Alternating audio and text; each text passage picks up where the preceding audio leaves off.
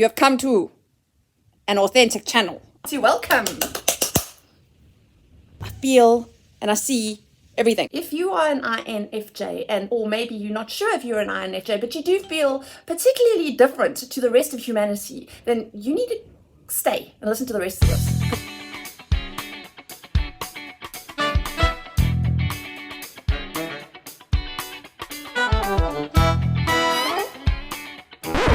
So how many of you have actually done the Myers-Briggs test to see what type of personality type you are?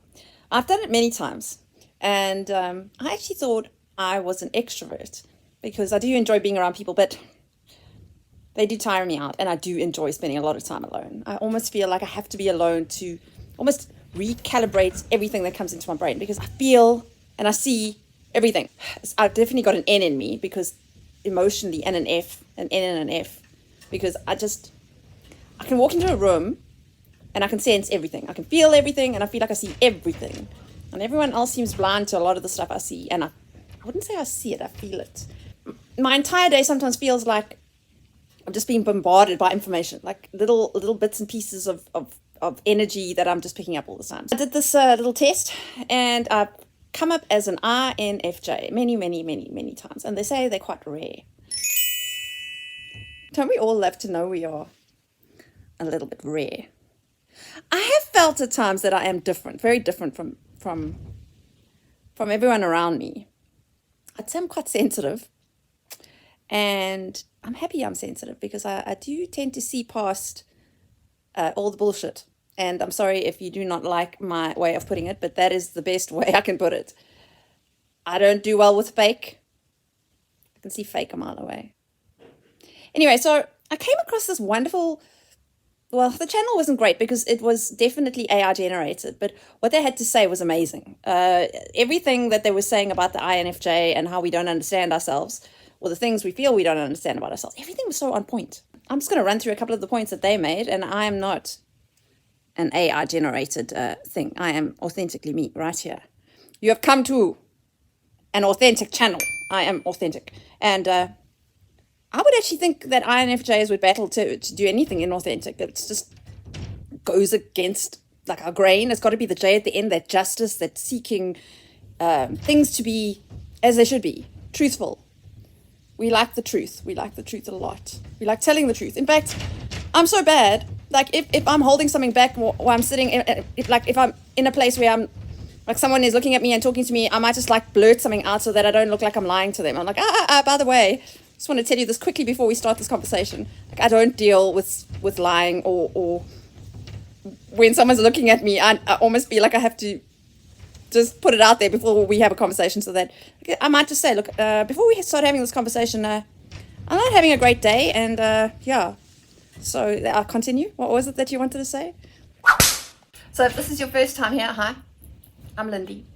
I'm a pianist, I'm a teacher, I am a mother, and I am apparently an INFJ. So if you are to, welcome. And if you enjoy this content, you can feel free to subscribe. This channel, let me just play you a little bit of it so that you can hear. Because I think, but I'm not doing the computer generated thing. Likes you are. Today we're diving deep into the hidden mysteries of the INFJ personality type. We're talking about all those things you do, think, and feel but can't quite explain to others, or even to yourself. So grab a cup of coffee, find a quiet corner, and let's uncover what you don't understand about yourself as an INFJ. 1. You're not actually an introvert in the traditional sense. Here's something that'll blow your mind. You might not be the introvert you think you are. Sure, you need a... This is what I was saying at the beginning. When I did this test, I really thought it would come out as an extrovert, as an E. But because everyone that knows me will say, oh no, Lindy is definitely an E. And if you look at my YouTube content, you see how crazy I am. The fact is, I do get inspiration and I get energized when I'm around people, but it's the right people, my tribe. If I'm with my tribe, then I am on fire. Even though afterwards I'm really tired and I have to go and sort of regroup. I'm that girl that when I'm on a hike or I'm doing anything and I'm like, this is so exciting, this is amazing. Because remember, we feel and we see everything. So when everything is just amazing. Conversations are amazing. Like the little flower in the corner that's so beautiful, bright and pink, it's so amazing. Everything's amazing. And then when it's all over and you've come off your high, like you almost feel bipolar because that you know, everything is so awesome. And then the next minute you're like, whoa, I need some time out here. I want to get away from everybody. So like, I'll just go and sit somewhere by myself. So if we're on a hike, I'll go find the other side of the mountain or like a cave away from everyone. And then I sort of decompress. I think the only way I can explain it is like, let's just imagine I'm like a computer and I've had all this input all day long. So it's like when I'm alone, I can like defrag my system. Now, I don't even know if computers defrag anymore, but we used to do it like years ago to our computers just to get it to all like sort of go back into normalcy. That's what happens with me. Like I'll be with a whole bunch of people and enjoying and having the best time, and then I'll be like, I'm at my most, like I'm done, I'm out. And no one will even know. I'll just sneak off. I'm like excellent at ninja style sneaking off. No one will know because I don't want to make a big deal about it. I don't want people to go, what's wrong? You know, you were looking like you were having a good time. Did someone say something? You sure you're okay? I don't want that type of attention, please. So now I've just told my tribe, my people, like they know me. I'll be there like, and then the next minute, I'll be gone and they know to leave me alone. And when I'm ready, I'll come back and I'll be awesome again. But I need that like defrag time just to like assimilate everything I felt and seen the whole day. Another thing about myself, I find like when I am with people, I'm like, wow, and I just seem to burst out and say things. Now, I don't know if that is because of my ADHD. Like sometimes I like say things, I don't hold back. And then afterwards, I'm like, why did I say that? And it makes me feel like, why did I should just stay in my room, stay away from humanity, because I just embarrass myself and I embarrass everybody. There's no filter, especially for the truth. Like if I see someone's like going through a hard time or whatever, I'll just go up to them and go, so what's up? How you doing? And they'll go, yeah, fine. I'll go, so yeah, how you really doing? I'm waiting. And maybe they don't really feel that comfortable telling me because maybe I don't know them that well, but like I'll just go up and I'll see it. I don't know. I always thought it's just because I'm like empathic and maybe a little bit emotionally intelligent, so I can pick these things up that nobody else does. But it seems like it's the INFJ thing, according to this computer-generated human being thing. Okay, so I was gonna look at my notes because this is I want to tell you I was inspired by this video, so I have to look at the notes I made about the video to tell you more. So if you are an INFJ, or maybe you're not sure if you're an INFJ, but you do feel particularly different to the rest of humanity, then you need to stay and listen to the rest of this, because I think it's going to make you feel less alone, and we all want that. It carries on about, you know, this introverted thing, the fact that you come across as extroverted. But have you noticed how you can talk for hours with the right person? How you suddenly become this animated, passionate speaker when discussing topics you care about? Traditional introverts typically feel drained after most social interactions. I want to Sorry, that was just a little bit of an interlude. You know, apparently we all need like breaks, like comical little reliefs in these long videos. So there was your comical relief. Let's carry on. You feel energized after deep, meaningful conversations. You can spend an entire evening talking to someone about life, dreams, and philosophical ideas, and walk away feeling more alive than when you started. This happens because you're what we call a social introvert with extroverted feeling. Ooh. You don't just process the world internally, you also have this incredible ability to connect with others on an emotional level. When you're with people who get you, you're not really being introverted at all. You're being your authentic self, which is... Look, this I can totally relate to. When I'm around people that can see me and they get me, and more to the point, they are actually authentic. I can sit with a truthful person and talk to them all night. It will never tire me out. I have this deep desire to get to know people, but I can't do the small talk, the fakery. Now the fakery is the thing that makes me the most tired. When I go to a function that is, what do you call it, in the work realm of, you know, the things you have to do. Compulsory. I hate compulsory. Sometimes I feel like I'm a bit of a rebel because I will never ever do what people say I must do. And I'm not rebelling against it. It's just like, if it fits with my authentic self, then hey, I'm with you and I'll be game. But just because everybody else is doing it or you're told to do it doesn't mean I'm going to do it. No, sorry, Bob. No, I've never been that person. I am on my own little mission. And if what you want me to do kind of suits me, okay, well, let me just rather admit the fact that I try to do the right thing. That's also another part of me. So if the right thing to do is to go to a certain social occasion as part of my job, then I will do it. And I will stay the smallest amount of time and make my little ninja move and excuse myself from the most important person in the room, and then I'm gone. And up front, I tell the most important person in the room, look, this is not my scene, but I'm showing up, and as soon as the formalities are over, please will you excuse me? And I'm just upfront about it. I don't sneak off and like try and do it. No, I am maintaining my truthful, true to myself type of thing, and also respecting the fact that there are certain things that I have to do in my life. But yeah, if I'm in a room with this fakery that is always at these social occasions, it drains me, because let me tell you why. As an INFJ, it drains you. It drains you because you see everything. You see the little games being played between two people. You see the person in the back of the room sitting by themselves and getting ignored by everyone because they've all just decided that that person is not good enough to include.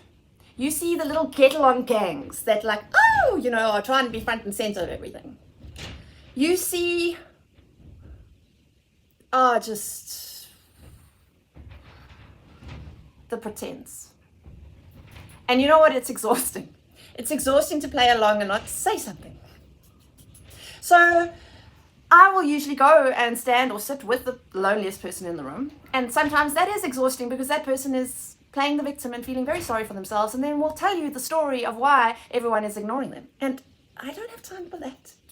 I don't have time for victim mentality. So yes, I will then do that for a little while, which will then absolutely exhaust me. I won't say anything. I'll just sit and listen, but I'll be in robotic style, just watching everything happening in the room.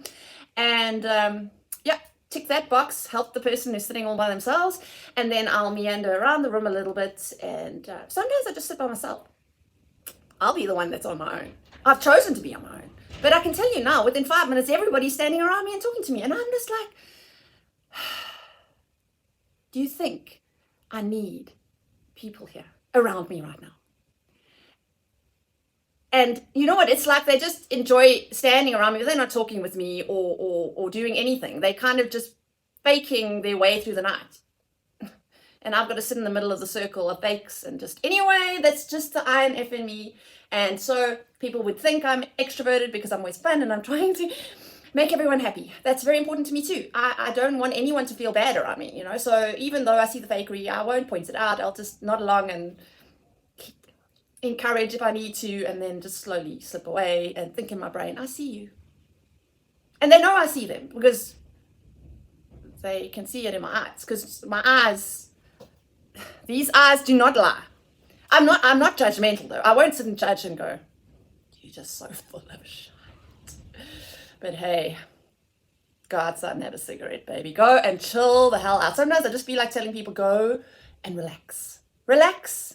Embrace the universe. Embrace who you are.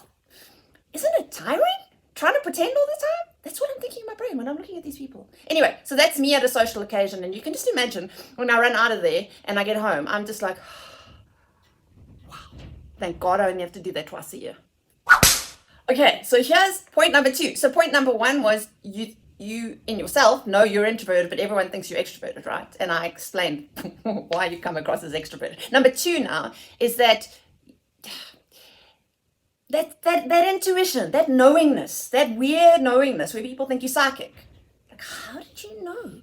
How did you know to ask that question about how am I doing? I mean, do you see through me? How? Anyway, this computer says something that I kind of liked. Let's listen. 2. Your intuition isn't magic, it's pattern recognition on steroids. You've probably been told you're psychic, or that you have some kind of sixth sense. People are amazed when you seem to know things before they happen, or when you can read between the lines of what someone's really saying. But here's what you don't realize, your intuition isn't supernatural. It's your brain working overtime to process patterns and information that others miss. This I know. I know, but like I say, I don't know how it works in my brain, but I'm a pattern person. So somehow I can connect dots. I can see there'll be a million dots there, and I will find the pattern. As if I'm looking up at a starry sky at all the stars, I'd be that person that would be like, oh, that's a scorpion. Oh, that's a crab. Because I'll be connecting all the patterns of the dots into something, formulated into something that makes any sense. And it's the same with everything I sense and feel. I think INFJs are so great at just absorbing information, and then when we have time to defrag and assimilate, we can then make patterns from all the stars in the sky. And that's what they're saying there. I just want us to have a look at these notes here. So it says that we have amazing intuition, and that is true. So that's the N, I-N. So the intuition part, we're feeling, we're sensing everything that's going on. And so that's what makes us come across as if we are psychic. I wonder how many people with those balls, where they don't think of other balls. I'm talking about the crystal balls. Let me talk. I bet you a lot of those fortune tellers are INFJs, because I can tell people's fortunes. I can tell them things about themselves. I once went to an event where I was bored to tears, so I just decided I was going to just walk up to people and tell them about themselves, because I'd been watching them for a while. They were blown away. I literally told them their story, things that they would never show to anybody. And I was like, that girl that you're dating right now, she's not the one. No, but she is. I'm like, sorry. How do you know? Well, I can see you. I don't know her. I've never met her. I can see the way you talk about her. And you're trying too hard. You're trying too hard to convince everyone that this is the woman for you. She's not. Because if she was, you wouldn't need to convince anybody, and certainly you wouldn't need to convince yourself. So it's things like that. So they think I'm psychic. I'm really not. I just see. Your subconscious mind processes all this information and presents you with what feels like a sudden knowing. Think about it. When you get that gut feeling about someone, it's not coming from nowhere. Your mind has probably picked up on inconsistencies in their story, noticed micro-expressions that don't match their words, or recognized patterns from similar situations you've experienced before. The problem is, this happens so quickly and subconsciously that you can't always explain how you know what you know. This makes others skeptical of your insights and sometimes makes you doubt yourself too. You might... Sometimes, quite honestly, when people ask me, how do you know that? I'm like, I don't know how I know. I'm just aware, and I listen. And then I add all of that stuff up in my brain, and I come to a conclusion. And the conclusion is what I'm telling you right now. A lot of them are like, I didn't even know this stuff about myself. I'm like, because you're not aware. If you had to sit and really think about it and work it out in your own brain, then you would know. Maybe I should become a psychologist. I could really help people. I thought about that sometimes. But I'm a teacher, and a teacher's good because I can see a lot of what's going on, and then I can help these little ones before they get to be big ones and with big problems. Right now, they're small ones with small problems. Oh my word. Number 3. When I heard this computer version talk about this, I was like, that is so me. In fact, it was something I didn't realize about myself. Now I'm talking about, just dig deep and think about yourself. You can work it out yourself. Well, I had never worked this out in myself. And point 3 is all about seeing potential in everything around you. So everyone you meet, every person you date, everything you see potential in it, and you see the future version of what it is right now. So I cannot tell you how many relationships I've been in that have ended not very well. And it wasn't because I was disappointed in them, but when I met them, I saw a version of themselves through me. So I saw this amazing version, and I brought out these amazing things in them because I kind of projected it onto them. I guess you could put it that way. And it didn't last. Ultimately, people go back to who they really are. So they were the potential I saw in them for a little bit, and then it didn't go so well. And for me, I need a lot. I need you to be the best you can be, because I want to be the best I can be. And if you slack off and start feeling sorry for yourself and doing the whole victim mentality thing about why you can't be your best self, I'm going to become annoyed. I'll be empathetic and I'll try and help you, but if you can't help yourself, or you don't seek to be the best you can be, then unfortunately I'm going to probably leave you behind. And that's not a nasty thing. That's just, I can't be dragged. No. I've got things to do in life. I've got places, I've got people, I've got missions. I'm on a mission to make this world a better place. And I cannot have a partner in my life that is going to deplete my energy when I need it for doing God's work, I guess. The universe's work. I don't pray to a specific, I don't pray to a specific God or anything. There is a God. There is a universal energy running through everything. And I'm here to help propel that energy. But I'm not on a mission. I'm just that makes me feel happy to do good, Fly the flag of righteousness, I guess. Anyway, so let's see what this computer version says about this thing about trying to get the best out of people and what happens in relationships when that doesn't really work out. But here's the truth, your pattern recognition is incredibly sophisticated. You should trust it more, not less. 3. You're addicted to potential, not reality. This one might sting a little, but it's important. You fall in love with people's potential rather than who they actually are right now. You see that spark of greatness in someone and you become convinced that if you just love them enough, support them enough, or believe in them enough, they'll become the person you know they can be. This doesn't just apply to romantic relationships. You do this with friends, family members, and even career opportunities. You see the potential in a job, a project, or a situation, and you commit to it based on what it could become, not what it currently is. The heartbreak comes when reality doesn't match your vision. When that person doesn't grow into their potential, when that job doesn't evolve the way you imagined, when that opportunity doesn't pan out. You're left feeling disappointed, not necessarily because things are bad, but because they're not as amazing as you knew they could be. This pattern happens because your dominant function, introverted intuition, is always looking at possibilities and future outcomes. True. You literally see the world in terms of what could be rather than what is. Oh, true. It's a beautiful gift, but it can also be a source of constant disappointment if you don't learn to balance it with present moment awareness. Oh, by the way, I thought I'd just let you know the clock is broken. It's always 4 o'clock in this house.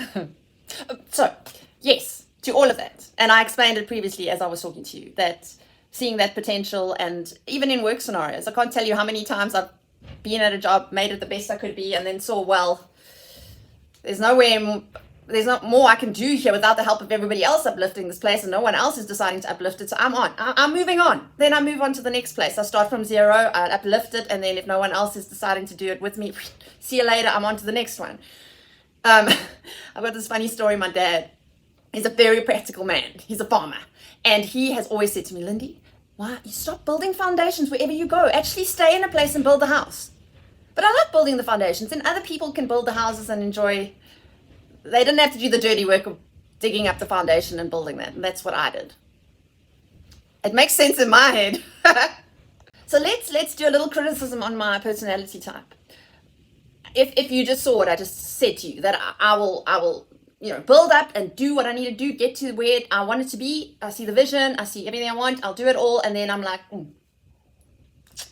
can't do more than this. So there is definitely a perfectionistic side to us INFJs, and I think I'm not too stressed about it, but INFJs probably don't like to get criticized too much because we're kind of always doing our best. So if you criticize us, it hurts a lot because we are seeing that you are not seeing, that we are kind of we're going above and beyond every minute of the day because we're perfectionists. But sometimes we forget that what we are doing might not be what is needed. It is needed in our brain to have everything perfectly done in our way, but it might not work for the job you're at or whatever. They might need other things. So it can be very, very frustrating, and then we'll get criticized, and there's nothing worse. Shaming or criticizing an INFJ is probably the two worst things you can do to them, because you need to understand they're always striving and trying to do their best. So if you shame them and say, well, you were a terrible partner and that's the reason why I'm the way I am, and you are a disappointment to me. Or if, like for instance myself, you've gone through a divorce and you feel so much shame because you failed at something that you should have been, like, how hard is it to stay married and work at it, and yet you couldn't make that happen, so you feel a lot of shame. Now if someone comes up to you that you're dating later on in life and goes, well, you've been divorced, so you've clearly failed, and you pretty much, like, you don't know how to make something work, so no wonder you're leaving this relationship. That is a form of shame, and INFJs, because we're perfectionists, we shame ourselves enough. Trust me. We criticize ourselves enough. We do not need somebody else to do that for us. And it's fine if it's our boss and it's constructive criticism. I enjoy constructive criticism. I want to hear how I can get better. Of course, I'm a perfectionist. I want to be the best I can be.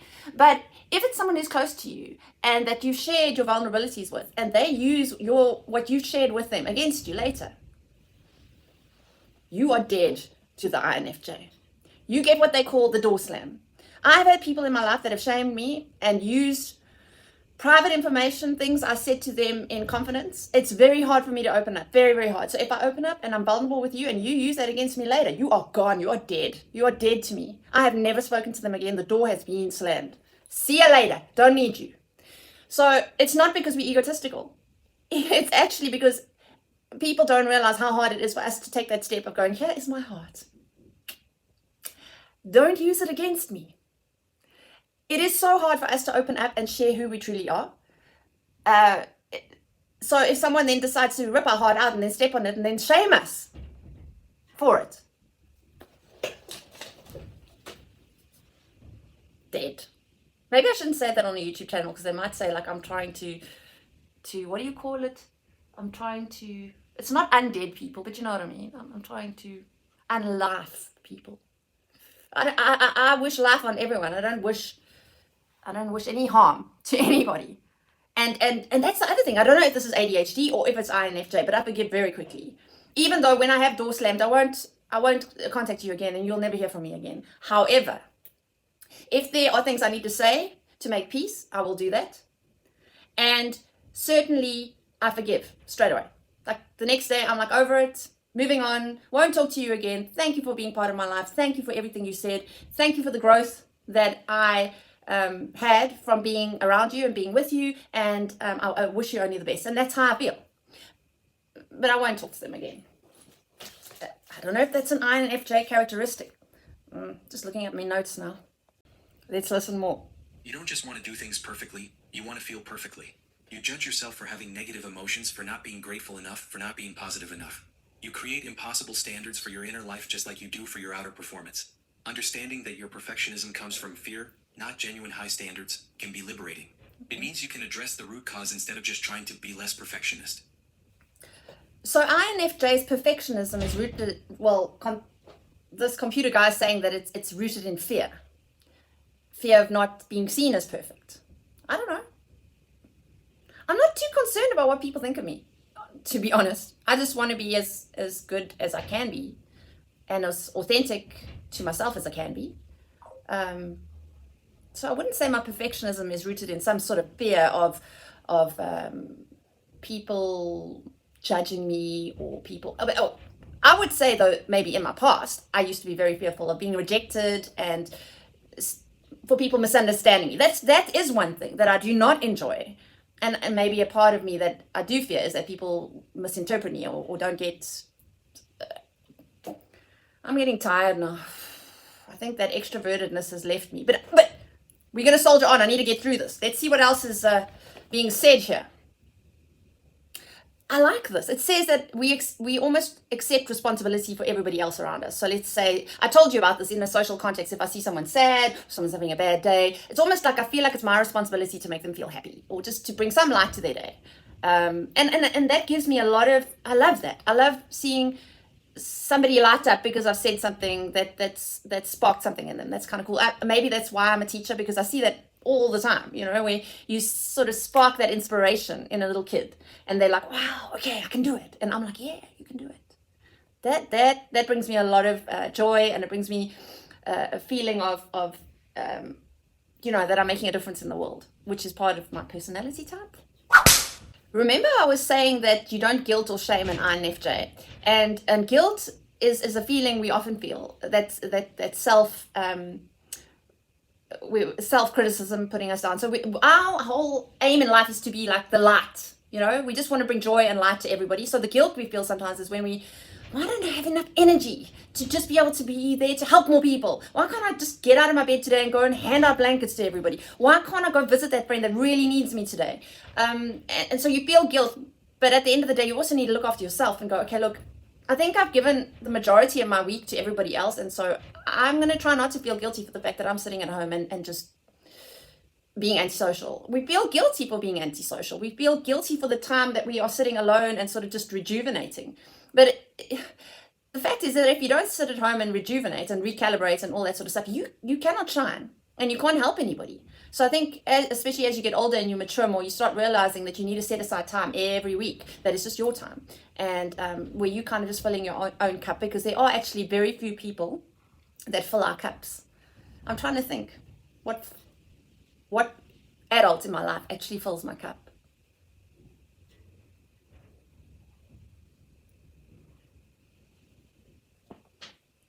I can't actually come up with one person. That's kind of sad. And yet I will tell you the amount of times, many times, that people are like, wow, your energy, your enthusiasm, your personality just lights the room up, and I just feel so much better after having spent time with you. I wouldn't say that I get that from people. I would say when I go out into nature or when I am around people and I can see I'm making them happy, that energizes me. But I wouldn't say there's people that walk into my life or into my home or into my classroom or whatever, and then suddenly they're sort of like an energy injection into my veins. No, don't have any of that. That's kind of sad, actually. This is like an awakening for me right now. It's kind of sad. Anyway, let's not be sad right now. 10. You're not broken for being different. This might be the most important point of all. You're not broken. You're not too sensitive. You're not too intense. Need I say more? You are awesome. You're awesome. You are awesome. Let's hear here. Your need for alone time isn't antisocial. You probably feel guilty about how much alone time you need. You worry that people think you don't like them, that you're being rude, or that you're antisocial. You might even think these things about yourself sometimes. But your need for solitude isn't about rejecting others, it's about processing and recharging. As an INFJ, you're constantly taking in information about people's emotions, motivations, and needs. You're reading between the lines, picking up on subtleties, and processing complex social dynamics. So true. All of this information needs to be processed, and that processing happens during your alone time. It's like your brain needs to sort through everything it collected during social interactions, file it away properly, and prepare for the next round of input. Without... Like I said earlier, I mean, I didn't know that was going to be said, but that computer, that ChatGPT or whatever is spot on, because I already said it beforehand about us reading between lines. How much further is this? This is another truth point. This is apparently the 7th point. I don't even know which point we're on right now. Like, attention to detail, not so important to INFJs. I mean, it is, but at the same time, the message is the most important. And here it's saying, you have a love-hate relationship with attention. Oh, this is so true. I hate attention. I just want to be like in the background. The only attention that I want is someone acknowledging that I need like a break. Lindy, I can see you have been working above and beyond and working so hard. How about a day off for you? You can have a day off. Go home, relax. That would be the type of attention I like. The type of attention where I get called in and in front of everyone said, look at what Lindy has done. Look at this hard work she has brought and the excellence she is doing for everyone around her. No. You will see me crawling into a big hole. I do not appreciate that. It's nice to get the acknowledgement, but I would prefer an email. Not in front of everybody. Now the next point. The next point is... I've experienced this in relationships before. Indeed. Listen out. Your empathy can become toxic. Your ability to understand and feel what others are feeling is one of your greatest strengths. That's true. But it can also become toxic if you're not careful. Toxic empathy happens when you start believing that understanding someone's motivations means you should excuse their behavior. So true. When you think that because you can see why someone acts the way they do, you shouldn't hold them accountable for the impact of their actions. I have been in a few relationships that were so abusive. And I excused them because I would think in my brain, oh, shame, they had a really tough childhood and maybe there's something that I did. Actually, I can see that I did this to bring what's that word when someone gets triggered? I triggered them because I can see what I did that triggered a response in them to be nasty to me because it came from their childhood. And I excuse their behavior. I excuse them being nasty to me because I understand this is not their natural true self. Remember, when I'm with somebody, all I'm seeing is that good and that amazing person. So when there's a trigger where I do something that triggers a childhood issue and then they end up being nasty to me, then I excuse them for their behavior. And I stay in the relationship. And they never ever will say thank you. Thank you for excusing my behavior. It was not actually, I should never have done that to you. Nope, it's always my fault. Apparently, I'm a narcissist. Conclusion. Yeah. Being an INFJ is both a gift and a challenge. You experience the world in profound ways that many people can't understand, including sometimes yourself. Feeling alone and misunderstood. For me, that has been my greatest challenge. At some point in my YouTube journey, I'll be able to make a tribe of us. That you are normal, that you are seen, and that there are other people out there like you. I hope there are other people like me out there. That would be cool. The world would be a better place. Signing out. See you later. And if you haven't already, make sure you subscribe to my channel and give it a little like. You're not alone. You are seen, you are loved, And you are awesome because you are trying to make a difference in this world. See you soon.